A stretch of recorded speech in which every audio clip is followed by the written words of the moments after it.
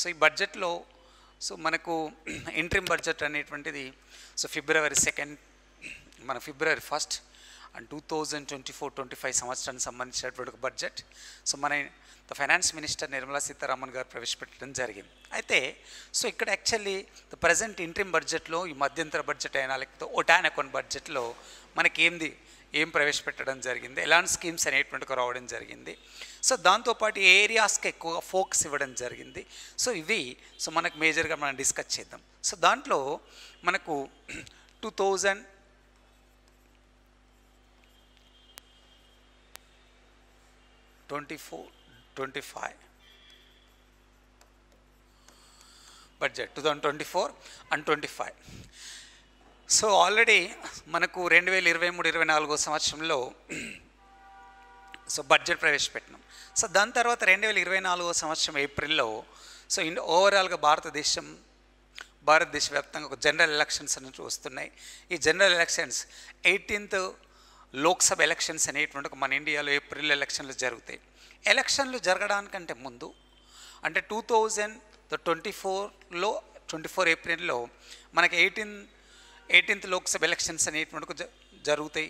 So కాబట్టి ఈ 2014 April నెలలో 18th లోక్సభ ఎలక్షన్ల కంటే ముందు సో మన సెంట్రల్ గవర్నమెంట్ ఒక యూనియన్ బడ్జెట్ని ప్రవేశపెట్టింది. ఆ యూనియన్ బడ్జెట్ని మనం ఒక తాత్కాలిక బడ్జెట్ అని పిలుస్తున్నాం. అండ్ అగైన్ లేకపోతే సో ఇంట్రిమ్ బడ్జెట్ అని కూడా పిలవడం జరుగుతుంది. తాత్కాలిక budget and again so interim budget అని కూడా మనం పిలవడం జరుగుతుంది. అయితే సో ఈ ఇంట్రిమ్ బడ్జెట్ తాత్కాలిక బడ్జెట్ తీసుకుంటే ఎగ్జాక్ట్లీ ఫిబ్రవరి 1వ తారీఖున సో నిర్మలా సీతారామన్ సో మధ్యంతర బడ్జెట్ని ప్రవేశపెట్టింది. ఈ మధ్యంతర బడ్జెట్ మనకు తీసుకుంటే ఇప్పటివరకు నిర్మలా సీతారామన్ కంటిన్యూస్గా 2019 సంవత్సరం నుండి 2024 సంవత్సరం వరకు తీసుకుంటే 6 సార్లు బడ్జెట్ ప్రవేశపెట్టింది. ఈ 6 సార్లు బడ్జెట్ ప్రవేశపెడితే 6 times బడ్జెట్ ప్రవేశపెడితే దాంట్లో సో మొట్టమొదటిసారి సీరియల్గా 5 సార్లు పూర్తి స్థాయి బడ్జెట్ ప్రవేశపెడితే 1 time మాత్రమే ఒకేసారి మాత్రమే మధ్యంతర బడ్జెట్ అనేటువంటి ప్రవేశపెట్టడం జరిగింది. కూడా ఓవరాల్గా 5 సార్లు పూర్తి స్థాయి బడ్జెట్ అనగా ఒకసారి మధ్యంతర బడ్జెట్ ప్రవేశపెట్టడం జరిగింది. సో ఇలా భారతదేశంలో మొరార్జీ దేశాయ్ తర్వాత సీరియల్గా అంటే మొరార్జీ దేశాయ్ తర్వాత కంటిన్యూగా 6 times బడ్జెట్ ప్రవేశపెట్టినటువంటి ఫైనాన్స్ మినిస్టర్ ఇండియాలో Nirmala Sitharaman, as well as మన ఇండియాలో కంటిన్యూస్గా 6 సార్లు బడ్జెట్ ప్రవేశపెట్టినటువంటి women finance minister is the Nirmala Sitharaman గారు. Right now here is the let's discuss about so what is the budget. Actually so budget అంటేనే మనందరూ తెలుసు, బడ్జెట్ అంటేనే క్లియర్గా తెలుసు. ఒక రాబోయే సంవత్సరానికి చేసేటువంటి వ్యయాలు అంటే మొత్తం వచ్చినటువంటి ఆదాయాలను అంచనా వేస్తూ వచ్చినటువంటి ఆదాయాలను వ్యయాలుగా మార్చి మేము బడ్జెట్ అని పిలుస్తాం. ఒక దేశం ఒక సంవత్సర కాలంలో పురోగతి సాధించాలన్నా, ఒక సంవత్సర కాలంలో వృద్ధి రేటు సాధించాలన్నా, ఒక సంవత్సర కాలంలో విభిన్నమైనటువంటి రంగాలను అభివృద్ధిలోకి తీసుకెళ్లాలన్నా, ఉపాధి పెంచాలన్నా అండ్ అగైన్ పావర్టీని రెడ్యూస్ చేయాలన్నా, దాంతోపాటు సోషల్ జస్టిస్ అచీవ్లోకి వెళ్ళాలన్నా ప్రతి సంవత్సరం ఒక దేశం అనేటువంటి బడ్జెట్ ప్రవేశపెట్టడానికి అవకాశం ఉంటుంది. అందుకే ఒక సంవత్సర కాలంలో చేసేటువంటి ఆదాయ వ్యయాల పట్టికను మనం బడ్జెట్ అని పిలుస్తాం. అయితే ఇక్కడ సో మనకు ఇప్పుడు మధ్యంతర బడ్జెట్ తీసుకుంటే 2024-25 సంవత్సరం మధ్యంతర బడ్జెట్ మనకు ఎలక్షన్ ముందు ప్రవేశపెట్టినాం. దాని తర్వాత కొత్తగా అంటే రేపు 18 లోక్సభ ఎలక్షన్లలో ఎవరైతే గెలిచినటువంటి ఒక పార్టీ మళ్ళీ కొత్త బడ్జెట్ను కూడా ప్రవేశపెట్టవచ్చు. అది మనకు జూన్లో కానీ జూలైలో కానీ మొత్తం వార్షిక అంటే పూర్తి స్థాయి బడ్జెట్ అనేటువంటిది దేశవ్యాప్తంగా అమల్లోకి రావడానికి అవకాశం ఉంటుంది. అయితే సో ఇక్కడ భారతదేశంలో ఈ మధ్యంతర బడ్జెట్ ప్రవేశపెట్టడానికి ఒక వర్డ్ నేను యూజ్ చేస్తాను. ఆ వర్డ్ ఏంటంటే 2023-24 సంవత్సరం 2023-24 బడ్జెట్లో మనం అమృత్కాల్ అనేటువంటి ఒక పదాన్ని వాడినాం. అమృత్కాల్, ఈ అమృత్కాల్ అనేటువంటి ఒక పదాన్ని వాడిన తర్వాత అమృత్కాల్ అంటే మనందరూ తెలుసు, ఇప్పటికీ భారతదేశం స్వతంత్రం వచ్చి 75 సంవత్సరాలు అయిపోయింది. 75 సంవత్సరాల నుండి 2047 సంవత్సరం వచ్చే నాటికి మన భారతదేశంలో మనం స్వతంత్రం పొంది 100 సంవత్సరాలు పూర్తి చేసుకుంటాం. కాబట్టి ఈ 75 సంవత్సరాల స్వతంత్ర భారతం నుండి 100 సంవత్సరాల వైపు మనం అడుగులేస్తున్నాం. ఈ మధ్య కాలంలో ఒక దేశం మన భారత్ సాధించినటువంటి లక్ష్యాలను బేస్ చేసుకొని ఒక అమృత్కాల్ అనేటువంటి ఒక పదాన్ని వాడినాం. అయితే 2023వ సంవత్సరంలో అమృత్కాల్ అనేటువంటి ఒక పదాన్ని వాడినాం. 2024-25 బడ్జెట్లో అమృత్కాల్ అనేటువంటి ఒక పదం నుండి వికసిత్ భారత్గా వెళ్ళాలనుకుంటున్నాం. వికసిత్ భారత్ అంటే ఏంటిది? సో ఇది ఇంపార్టెంట్ మనకు. వికసిత్ భారత్,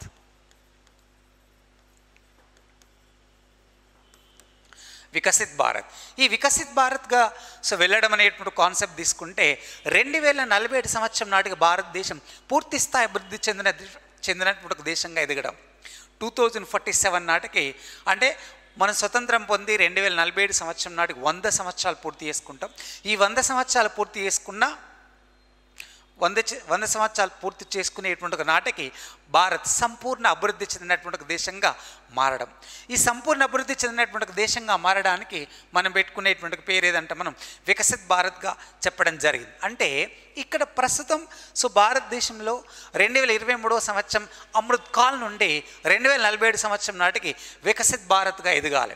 ఈ వికసిత్ భారత్గా ఎదగాలనేటువంటి ఒక కాన్సెప్ట్తో 2023-24 ఈ మధ్యంతర బడ్జెట్లో 2023-24 ఈ మధ్యంతర బడ్జెట్లో సో మన ఫైనాన్స్ మినిస్టర్ లోక్సభలో క్లియర్గా కొన్ని పదాలు వాడింది. ఆ పదాలు ఏంటంటే గ్యాన్ అనేటువంటి ఒక పదాలు వాడింది. GYAN. సో ఓవరాల్గా ఇక్కడ 4 పదాలు వాడి. ఈ GYAN మనకు తీసుకుంటే గరీబ్ అండ్ అగైన్ యువ, అన్నదాత అండ్ అగైన్ సో దాని తర్వాత నెక్స్ట్ నారీ. సో ఇక్కడ జ్ఞాన్ అనేటువంటి ఒక పదాలు వాడి గరీబ్, యువ, అన్నదాత అండ్ నారీ. సో ఈ 4 పదాలకు ప్రయారిటీ ఇచ్చింది. ఈ 4 పదాలని మన భారతదేశ ప్రధానమంత్రి నరేంద్ర మోడీ ఎప్పుడు కూడా వాడుతుంటాడు. ఆ ఎప్పుడు కూడా వాడేటువంటి ఒక పదమే పేదలు, యువకులు, రైతులు, మహిళలు. ఈ 4 పదాలు. Okay, the words the most of the times our Indian Prime Minister are used. The one is the garib, so poor and youngsters and again farmers as well as the women's. ఈ 4 దేశానికి pillars. ఈ 4 వాస్తవానికి పూర్తి స్థాయిలో అభివృద్ధిలోకి ఉంటే భారతదేశం పేదరికం లేనటువంటి ఒక దేశంగా ఎదగడం, దేశంలో ఉండేటువంటి యువశక్తిని ఉపయోగించుకున్నప్పుడు, దాంతోపాటు దేశంలో ఉండేటువంటి రైతుల యొక్క ఉత్పాదకను పెంచినప్పుడు, వాళ్ళ ఆదాయాలు పెంచినప్పుడు, దేశంలో మహిళా సాధికారత సాధించినప్పుడు ఇండియా ద సాచురేటెడ్ డెవలప్మెంట్లోకి వెళ్ళడానికి అవకాశం ఉంటుంది. ఈ కంటెంట్తోనే our Indian prime minister Narendra Modi so చాలాసార్లు ఈ గరీబ్, యువ, అన్నదాత, నారి అనేటువంటి ఒక పదాలను వాడడం జరుగుతుంటాయి. ఈ 4 పదాలని ఆధారం చేసుకొని ఈ 4 వర్డ్స్ను సో బేస్ చేసుకొని our Indian the finance minister Nirmala Sitharaman కూడా బడ్జెట్ ప్రవేశపెట్టేటప్పుడు ఒక 9 టైమ్స్ ఈ ఒక పదాలు వాడింది.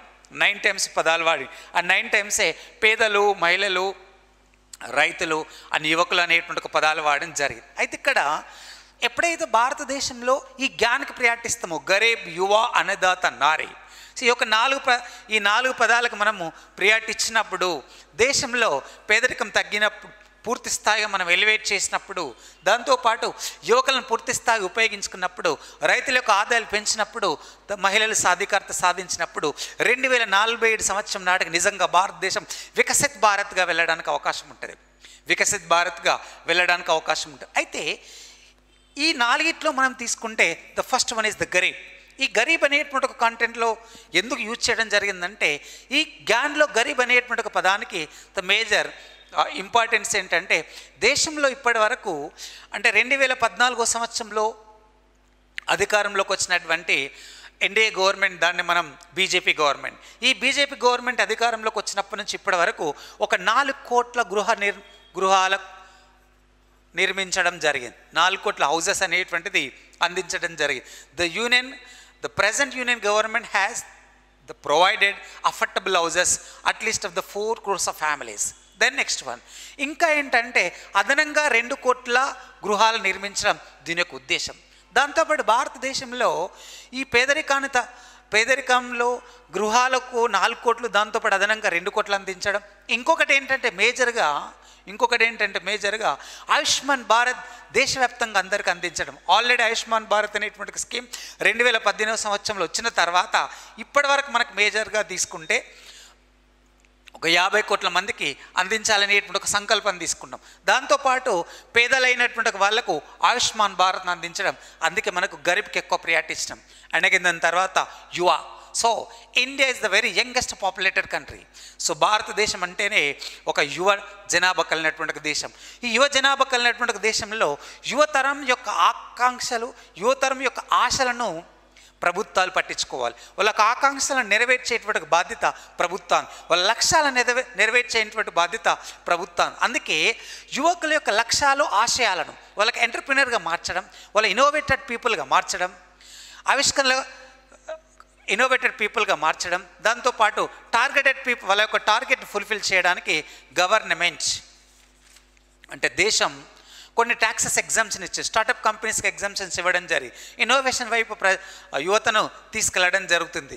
ఇక్కడ యువకు ప్రియారిటీ ఇచ్చింది. దాని తర్వాత అన్నదాత. సో అన్నదాత అనేటువంటి దాన్ని తీసుకుంటే భారతదేశం వ్యవసాయ రంగం చాలామందికి, భారతదేశంలో ఉండేటువంటి వ్యవసాయ రంగం ఒక 48 కోట్ల మందికి ప్రత్యక్షంగా పరోక్షంగా ఉపాధిస్తుంది. 48 కోట్ల మందికి ప్రత్యక్షంగా పరోక్షంగా ఉపాధిస్తుంటే ఈ వ్యవసాయ రంగంలో ఈరోజు భారతదేశంలో ప్రజలు తీసుకుంటే భారతదేశంలో రైతులు ఒక 15 కోట్ల మంది రైతులు ఉన్నారు. ఈ 15 కోట్ల మంది రైతులను మనం తీసుకుంటే భారతదేశంలో ఒక రైతుల యొక్క ఆదాయాన్ని పెంచడానికి, వాళ్ళ యొక్క పంటల యొక్క ఉత్పత్తులను ప్రోత్సహించడానికి భారతదేశంలో 2018 డిసెంబర్ నుంచే మన ప్రధానమంత్రి కిసాన్ నుంచే సంవత్సరానికి 6,000 రూపాయలు ఇవ్వడం జరుగుతుంది. ఈ సంవత్సరానికి 6,000 రూపాయల కిసాన్ పథకం ద్వారా 11.8 కోట్ల రైతులు లబ్ధి పొందడం జరుగుతుంది. ఇంక ఇవే కాకుండా వ్యవసాయ రంగాన్ని ప్రోత్సహించడానికి ఈ అన్నదాత అనేటువంటి ఒక పదంలో వాళ్ళను అంటే వాళ్ళ యొక్క ఉపాధిని ప్రోత్సహించడానికి, వాళ్ళ ఆదాయాలను పెంచడానికి ఫుడ్ ప్రాసెసింగ్ ఏర్పాటు చేయడం, వాళ్ళకి స్టోరేజ్ కెపాసిటీ ఇవ్వడం, అండ్ అగైన్ ట్రాన్స్పోర్ట్ ఫెసిలిటీస్ అందించడం, అండ్ ప్రభుత్వ ప్రైవేట్ పెట్టుబడులు అన్నదాత అంటే వ్యవసాయ రంగంలో పెట్టడం. దాంతోపాటు నూనె గింజల పంటలకు ప్రోత్సాహం ఇవ్వడం, నూనె గింజల పంటల యొక్క ఇండస్ట్రియల్ సెక్టార్ను డెవలప్ చేయడం, ఫిషరీ డెవలప్ చేయడం. అందుకని బడ్జెట్లో ఫిషరీ ఇండస్ట్రీస్ డెవలప్ చేయడానికి 5 ఆక్వా పార్కులను కూడా తీసుకురావడం జరిగింది. 5 ఆక్వా పార్క్స్ని తీసుకొస్తుంది. సో దాంతోపాటు కార్పస్ ఫండ్ కూడా ఏర్పాటు చేసింది. అగ్రికల్చర్ సెక్టర్లో ఇన్నోవేషన్స్ని ఎంకరేజ్ చేయడానికి కార్పస్ ఫండ్ కూడా తీసుకురావడం జరిగింది. The next one the Nari. This is very very important. So భారతదేశంలో సరిసమానమైనటువంటి జనాభా 142 కోట్ల మంది జనాభా ఉంటే 50% పురుషులు 50% స్త్రీలు సరిసమానంగా ఉన్నారు దాదాపుగా. ఈ సరిసమానంగా ఉంటే ఇక నారీ అనేటువంటి ఒక వర్డ్ సో ఎందుకు యూజ్ చేయడం జరిగింది అనేటువంటి కాన్సెప్ట్ ఏంటంటే భారతదేశంలో ఉమెన్ ఎంపవర్మెంట్ ఈజ్ ఇంపార్టెంట్. మహిళా సాధికారత. ఈ మహిళలు ఆర్థికంగా నిలదొక్కుకోవాలి. ఈ ఆర్థికంగా నిలదొక్కుకోవాలనేటువంటి కాన్సెప్ట్తో ఈ మధ్య కాలంలో భారతదేశంలో మనకు మేజర్గా లఖ్పతి దీది అనేటువంటి ఒక దాన్ని తీసుకొచ్చింది.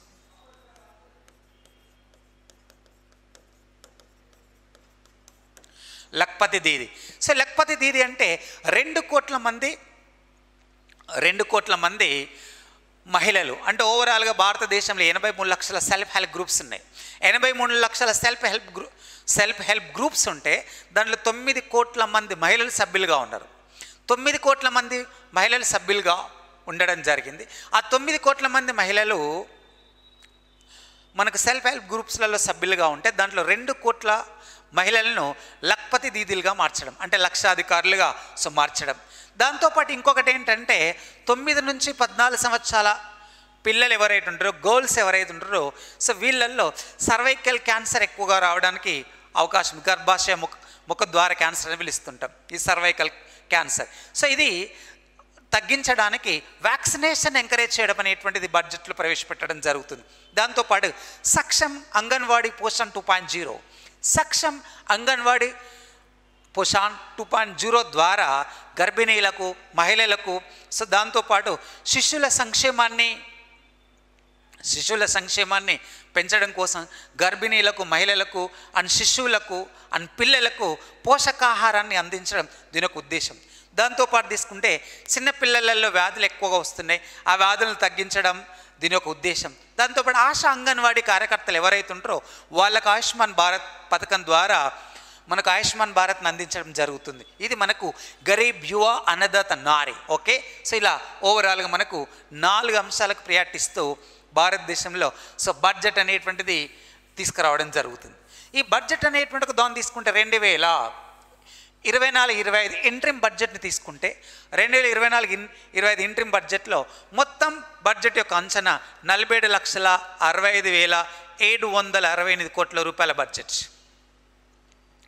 The 47,65,768 crores, this is of estimating 2024-25 the financial year of budget. And again ఈ 47,65,768 కోట్లలో తీసుకుంటే దీనిలో సో రెవెన్యూస్, ఈ రెవెన్యూ అంటే రెవెన్యూ తీసుకుంటే మనకు 30,01,275 కోట్ల రూపాయలు తీసుకున్నాం. అండ్ అగైన్ క్యాపిటల్, సో ఓవరాల్గా తీసుకుంటే మొత్తంగా తీసుకుంటే మనకి క్యాపిటల్ రిసీట్స్ తీసుకుంటే 17,64,494 crores తీసుకోవడం జరిగింది. కాబట్టి ఓవరాల్గా రెవెన్యూ వసూళ్ళు 30 లక్షల కోట్లు అయితే క్యాపిటల్ ద్వారా మూలధన వసూళ్ళ తీసుకుంటే 17.64 లక్షల కోట్లుగా తీసుకోవడం జరిగింది. ఇది సో ఓవరాల్గా మనకు 47,65,768 crores ద టోటల్ బడ్జెట్ అంచనాగా తీసుకోవడం జరిగింది. Okay right. And again let's discuss ఇంకా సమ్ మోర్. ఈ బడ్జెట్లో తీసుకుంటే మనకు చాలా అలొకేషన్స్ ఉన్నాయి. అలొకేషన్స్లో తీసుకుంటే ఓవరాల్గా మొత్తం బడ్జెట్లో మనకు సో 47 లక్షల బడ్జెట్ 47,65,000 తీసుకున్నాం. 47.65 లక్షల కోట్లు. దీంట్లో మొత్తం ఈ బడ్జెట్లో పన్నుల ద్వారా జీడిపిలో ట్యాక్సెస్ 11.7% ఉంది. అంటే మొత్తం భారతదేశానికి వచ్చినటువంటి ఒక రెవెన్యూ రాబడులు పన్నుల ద్వారా వచ్చినటువంటి తీసుకుంటే 11.7% ఉంటే దాంట్లో direct taxes and again indirect taxes ఉన్నాయి. ద డైరెక్ట్ ట్యాక్సెస్ కాంట్రిబ్యూషన్ తీసుకుంటే 6.7% ఉంది.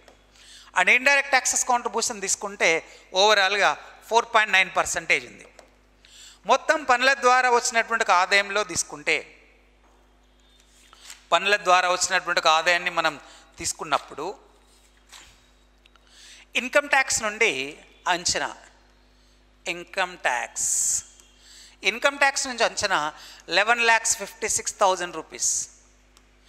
అండ్ అగైన్ కార్పొరేట్ ట్యాక్స్, ఈ కార్పొరేషన్ ట్యాక్స్ నుంచి 10.42 lakhs of crores. And again GST, third one తీసుకుంటే జిఎస్టీ. ఎప్పుడు లాస్ట్ బడ్జెట్లో కూడా జిఎస్టీ నుంచి ఎక్కువ వచ్చేది మనకు, బట్ ఇప్పుడు ఏం తీసుకోవడం జరిగిందంటే ఇన్కమ్ ట్యాక్స్ నుంచి ఎక్కువగా రిటర్న్స్ రావడం జరుగుతుంది. ఈ జిఎస్టీ ఓవరాల్గా 10.67 lakhs of crores. 10.67 అంటే ఇప్పుడు పనుల ద్వారా వచ్చేటువంటి రాబడులు ఎక్కువగా ఇన్కమ్ ట్యాక్స్ నుంచి వస్తుందని అంచనా వేయడం జరిగింది. 11.56 lakhs of crores. The second one తీసుకుంటే జిఎస్టీ 10.67 lakhs of crores తీసుకోవడం జరిగింది. Okay right. ఇది ఓవరాల్గా బడ్జెట్లో నేను చెప్పినటువంటి కొంచెం మీకు ద స్మాల్ ఇన్ఫర్మేషన్.